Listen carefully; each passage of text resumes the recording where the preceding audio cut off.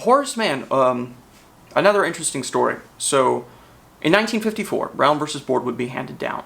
Horace Mann would be built in 1956. But here's the interesting thing about Horace Mann. Horace Mann was built as a new all-black high school, 2 years after Brown versus Board had said that segregation was illegal.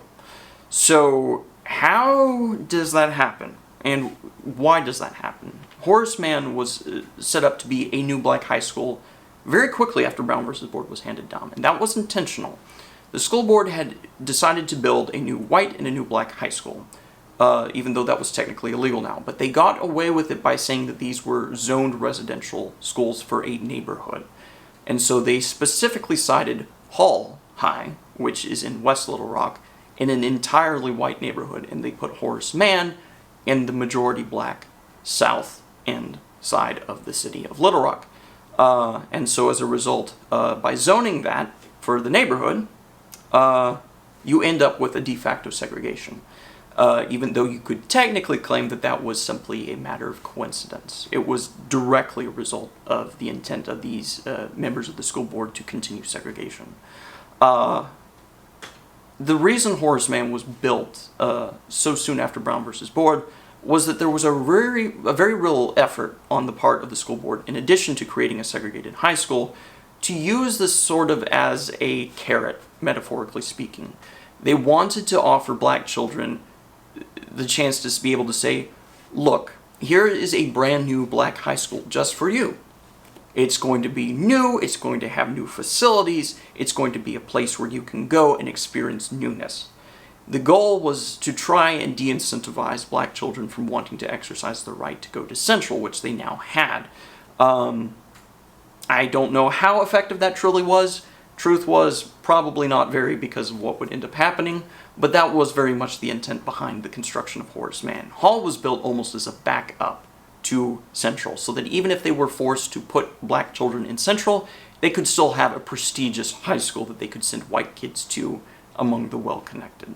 So this was almost being done,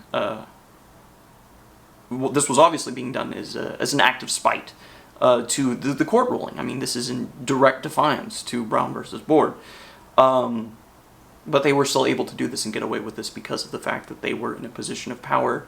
And when Miss Bates had attempted to sue the school district over the issue of integration, she was ultimately forced to, by the federal appeals court, to accept the school board's self-imposed deadline of 1957 as an integration date, which technically meant that when the hairs were being split, that the school board hadn't done anything wrong, technically, but certainly morally.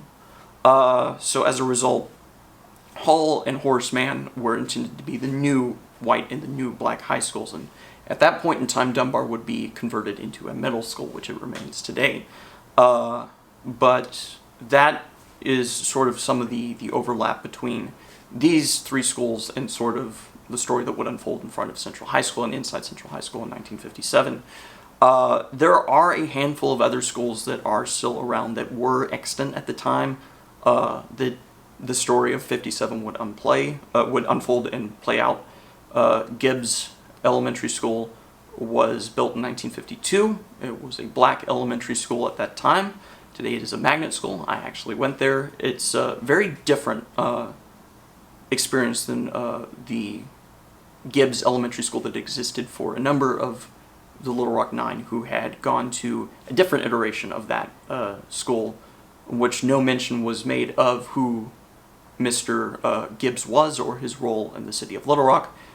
He was a very important figure here in Reconstruction era Little Rock in Arkansas. He was a prominent lawyer. He was also appointed to be counsel to Madagascar by the President of the United States of America in the 1890s. So he was by no means someone who was worth forgetting. But again, because the black educational system at the time, that the Nine were still very young, was not focused on educating them, but on simply preparing them to be members of the workforce, that lack of awareness was intentional. So